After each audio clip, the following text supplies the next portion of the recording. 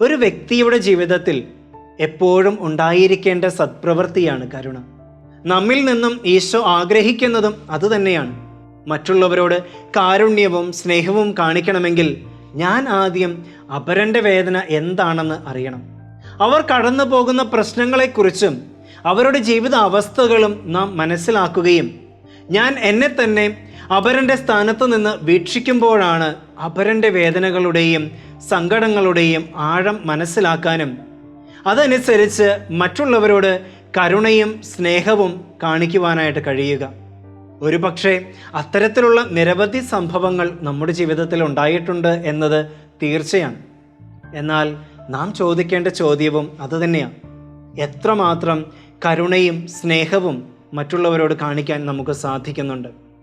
എത്ര തവണ അതിൽ നിന്ന് മുഖം തിരിച്ച് ഞാൻ കളഞ്ഞിട്ടുണ്ട്? മറ്റുള്ളവരുടെ വേദനകളും നൊമ്പരങ്ങളും എൻ്റെ വേദനകളായി കാണാൻ സാധിക്കുന്നുണ്ടോ?